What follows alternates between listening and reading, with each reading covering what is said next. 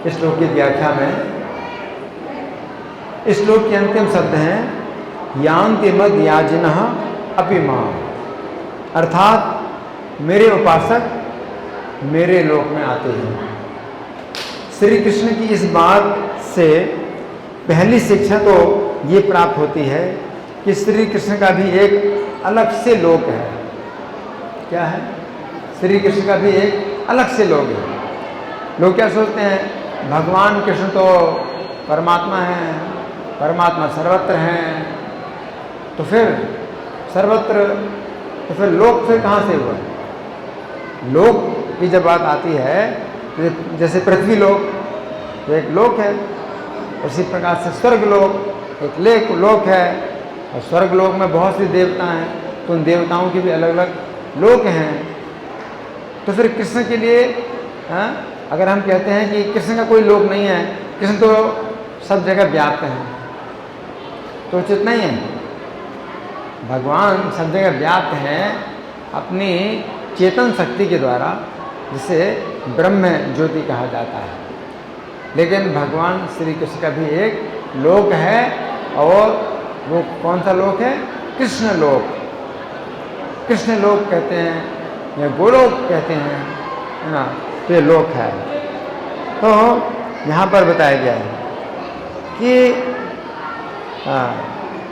पहली शिक्षा तो ये प्राप्त होती है कि श्री कृष्ण का भी एक अलग से लोक है, जो अलग अलग देवताओं के अलग अलग लोकों से अलग है। ये बात समझने की है कि श्री कृष्ण के लोक में एक विशेषता ये है कि श्री कृष्ण का लोक नित्य है, जबकि देवताओं के लोक अनित्य हैं। कितना अंतर है? सब देवताओं के लोक अनित्य हैं, कृष्ण का लोक नित्य है। गीता 8:16 में श्री कृष्ण कहते हैं कि ब्रह्मा जी के लोक तक सारे लोक ऐसे हैं कि जहाँ जाकर व्यक्ति पृथ्वी में वापस आता है। ब्रह्मा जी के लोक से लेकर के पृथ्वी लोक तक सब लोग वापस आते हैं, है ना। फिर परंतु श्री कृष्ण के लोक में जाकर व्यक्ति वापस नहीं आता है ना।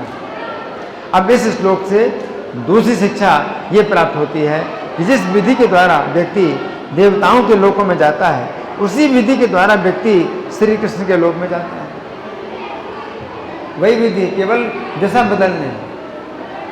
आप दूसरे देवताओं की पूजा करते हैं तो आप दूसरे देवताओं के लोक में जाएंगे। तो पूजा वही है, पूजा का कार्य तो वही है, लेकिन दिशा बदलनी है। उस देवता को छोड़ करके श्री कृष्ण की पूजा करो, है ना। उसी प्रकार यदि व्यक्ति श्री कृष्ण की उपासना करता है तो वो श्री कृष्ण के लोक में जाता है। यद्यपि नियम वही है, परंतु फल में बहुत बड़ा अंतर है।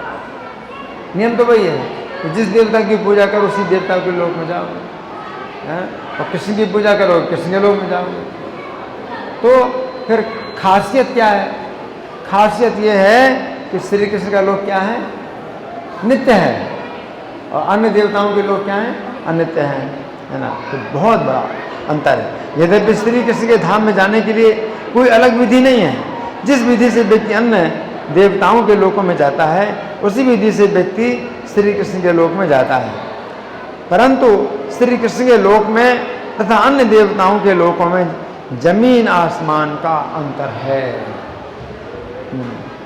तो ये समझना है हमें कि भगवान जो है बहुत सरल तरीके से गीता का संदेश दे रहे हैं। गीता का संदेश सरल व्यक्ति के लिए बिल्कुल सरल, कोई कठिनाई नहीं। आप अगर सरल बुद्धि से विचार करते हैं तो गीता बिल्कुल सरल समझ में आती है।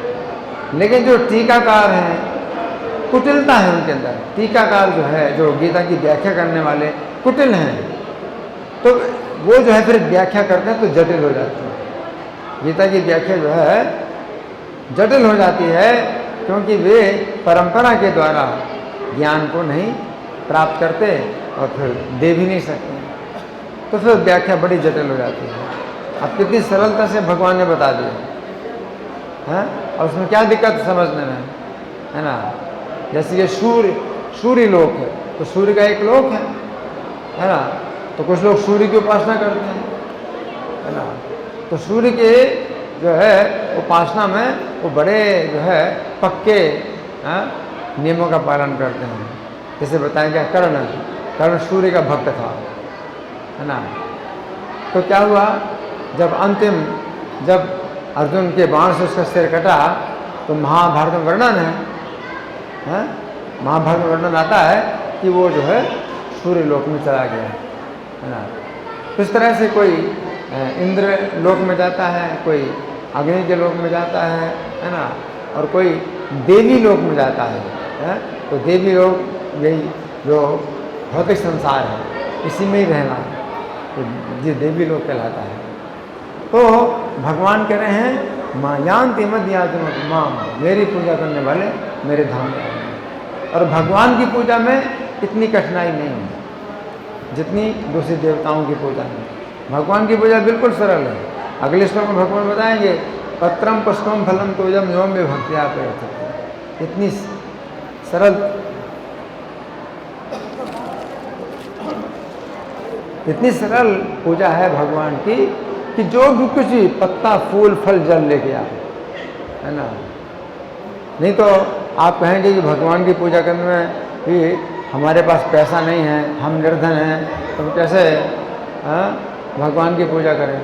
तो भगवान कहते हैं कि उसमें कोई भी आवश्यकता नहीं है धन प्राप्त करने की। आप बिल्कुल निर्धन हैं तो कुछ फूल मिल जाएगा, कुछ पत्ता मिल जाएगा, जल तो मिल जाएगा, फल है, जल है, कुछ तो मिल जाएगा, है ना। तो वहीं लेके आओ, है ना। और भगवान इतने दयालु हैं कि भगवान कहते हैं कि मैं खाता हूँ और प्रीतिपूर्वक खाता हूँ। भगवान तो खाते हैं। जो देवता लोग होते हैं तो उनकी पूजा के बड़े कठिन नियम होते हैं, है ना। ये करना है, वो करना है, ये सामग्री वो सामग्री वो मिलती नहीं है ना। तो बहुत उनकी जो है पूजा में परेशानी है। लेकिन भगवान की पूजा में कोई परेशानी नहीं है। सरलतापूर्वक जो है भगवान को अर्पित कर दो। तो भगवान कहते हैं यो में भक्त्या प्रियच्छति, केवल भक्ति, इसमें जो है सरल बहुत है। क्या? केवल भक्ति होना चाहिए। भक्ति होना चाहिए मतलब विनम्रता। आपके अंदर विनम्रता की भावना होनी चाहिए और भगवान जो है प्रसन्न हो जाएंगे। जैसे कि पिता है ना, तो पिता को प्रसन्न करना कठिन नहीं होता बच्चे के लिए। बच्चा चाहे जितना भी बदमाश हो, चाहे जितना भी दुष्ट हो, लेकिन पिता के सामने जो है वो अगर झुक जाता है ना, और विनम्र हो जाता है कि मैं आपका ही पुत्र हूँ, चाहे जो भी हो पुत्र तो आपका ही हूँ, इतनी बात से ही पिता प्रसन्न हो जाता है। इसमें कुछ भी जो है ज़रूरत नहीं है कि बहुत खुशामद करो पिता की खुशामद करने की ज़रूरत नहीं होती है। दूसरे बड़े बड़े ऑफिसर होते हैं, उनको खुशामद करने की ज़रूरत होती है कि क्या बोलना है क्या नहीं बोलना है। उनको ये पैकेट देना, वो लिफाफा देना, वो गिफ्ट देना, ये करना, बहुत खुश करने के लिए सोचना पड़ता है। ये भगवान को खुश करने के लिए कुछ नहीं सोचना पड़ता है। वो आपके अंदर बाहर बिल्कुल सब कुछ जानते हैं, तो फिर छिपाने की क्या ज़रूरत है। आप केवल विनम्र हो जाइए, है ना। विनम्रता से कह दीजिए कि आप जानते हैं कि मैं इतना दुष्ट हूँ, लेकिन फिर भी मैं आपकी शरण ले रहा हूँ, बस प्रसन्न हो जाए। तो सरलता से भगवान प्रसन्न हो जाते हैं, केवल हम विनम्र बने। लेकिन जब अहंकार होता है, नहीं मानना चाहते हैं, भगवान की महिमा को नहीं हम मानना चाहते हैं, अपने दोषों को नहीं मानना चाहते हैं, तो फिर दूरी बनती जाएगी और दूरी और दूरी बनती जाएगी। इतनी जो है केवल बात होती है। आप जो है अपने घमंड को नहीं छोड़ना चाहते हैं, अपने अभिमान को नहीं छोड़ना चाहते हैं, है ना। नहीं, मैं कृष्ण के सामने नहीं झुकूंगा। मैं मानता हूं कि कृष्ण भगवान है, लेकिन मेरे हिसाब से नहीं चलते भगवान, तो मैं नहीं मानता। मूर्ख है। इस दुर्योधन था, मूर्ख था। तो सबने समझाया कि तुम कृष्ण को तो समझो, कृष्ण भगवान है, परमेश्वर हैं, सबके नियंता हैं, तुम समझो तो इस बात को। तो दुर्योधन बोला मैं मानता हूँ कि कृष्ण परम नियंता हैं, कृष्ण भगवान है, मैं मानता हूँ, लेकिन अर्जुन के हिसाब से चलते हैं, अर्जुन के पक्ष में रहते हैं, मैं नहीं मानूंगा।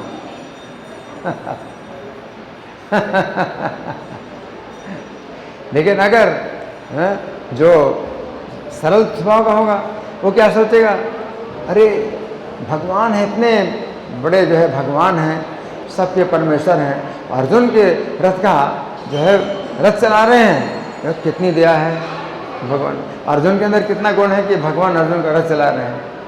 तो बस इसमें आपकी भक्ति हो जाएगी। तो भक्ति में क्या दिक्कत है? लेकिन नहीं, बिल्कुल गलत। भगवान अर्जुन के पक्ष में अगर काम कर रहे हैं तो मैं बिल्कुल कृष्ण की बात नहीं मानूंगा। भगवान मानता हूँ, भगवान, लेकिन तो भी मैं उनके हिसाब से नहीं चलूँगा, अर्जुन के हिसाब से चलता हूँ। अरे भगवान अर्जुन के हिसाब से चल रहे हैं तो उनका जो है सब अधिकार है, वे जो है मालिक हैं, और वे जो है जो भी करें वही जो है सही है। वे जो कुछ कहते हैं वही सही है, बाकी सब बेकार है। तो प्रभुपाद ने कहा सीधा हिसाब कि किसने जो कहा वो सही है, बाकी सब बेकार है, बस खत्म बात। हमारी कोई उलझन ही नहीं है, किसी प्रकार की उलझन नहीं। अर्जुन का अगर रथ चला रहे हैं तो बहुत जो है बड़ा गुण है उनका, हम गुण मानते हैं कि अर्जुन का रथ चला रहे हैं। अर्जुन जैसे भाग्यशाली कोई नहीं है कि अर्जुन का रथ चला रहे हैं भगवान ना। तो कृष्ण जो कुछ भी कहें, कृष्ण जो कुछ भी करें वही सही है, बाकी सब गलत। क्या दिक्कत? तो भगवान की जो है पूजा करने में कोई दिक्कत नहीं है। हम दर्शन करते हैं भगवान का, उसमें भी पूजा हो रही है भगवान की। अब ऐसा भी नहीं कि भाई आपको आल्टर के अंदर जाना पड़े भगवान की पूजा करेंगे। याजना मतलब भगवान की पूजा करना है। भगवान की पूजा अपनी दृष्टि के द्वारा भी कर सकते हैं, आप देख करके भी कर सकते हैं भगवान कितने सुंदर हैं, भगवान की कैसी मुस्कुराहट है, भगवान ने कैसे वस्त्र धारण किए हैं, इस तरह से भी भगवान के आप दर्शन करते हैं। और क्या शोभा है, कितनी सुंदरता है, क्या शोभा है, तो इससे क्या है, आप भगवान के नेत्रों से पूजा कर रहे हैं। भगवान की पूजा आप गीता क्लास में सुनते हैं, प्रवचन सुनते हैं, तो भगवान की पूजा है। भगवान के ज्ञान यज्ञ नते नाहमिष्ठा श्यामित निमति, ज्ञान यज्ञ के द्वारा मेरी पूजा हो रही है, तो पूजा ही तो करना है भगवान की। आप नेत्रों से पूजा कर सकते हैं भगवान की, देख करके भी पूजा कर सकते हैं। भगवान के बारे में आप बोलते हैं तो ये भी भगवान की पूजा है, भगवान का गुणगान करना है, और भगवान का नाम लेना है, यह भी पूजा है। यज्ञ नाम जप यज्ञ, जप यज्ञ भगवान की पूजा, जप यज्ञ। भगवान का सुनना, प्रवचन सुनना, ये जो है ज्ञान यज्ञ है। तो ज्ञान यज्ञ सब यज्ञों में सबसे बड़ा यज्ञ है। जप यज्ञ सब यज्ञों में सबसे बड़ा जप यज्ञ है। तो कितने उपाय हैं भगवान का जो है। अब हम लोग माला पर जप करते हैं तो ये क्या है, भगवान की पूजा। आप कहीं भी बैठे हैं और नहाए बिना भी आप जो है पूजा कर सकते हैं, मतलब नाम ले सकते हैं। अशुद्ध अवस्था में भी आप नाम ले सकते हैं, वो भी भगवान की पूजा। इतनी सरल तो पूजा है भगवान की, इतनी सरल तो पूजा है भगवान की। दूसरी पूजा में तिथि निकालना है और शुभ योग निकालना है, इस स्थान में इस समय करना है पूजा, ये पूजा वो पूजा। कृष्ण की पूजा में कुछ है ही नहीं, हर समय आप पूजा कर सकते हैं। तो इतनी जो है भगवान की दया, और फिर भी हमारा दुर्भाग्य इतना कि हम ना करें कृष्ण की पूजा और कृष्ण की बात ना माने, इससे बड़ा दुर्भाग्य क्या है। भगवान का संदेश हमें मिला, इतना सरल संदेश मिला, इतना बड़ा सौभाग्य हमको प्राप्त हुआ, और हम इस सौभाग्य को ना माने, इस सौभाग्य को फिर भी हम ठुकराएं, तो इससे बड़ा दुर्भाग्य क्या हो सकता है। तो सबसे बड़ा दुर्भाग्य ये कि हम बात नहीं मानते भगवान की।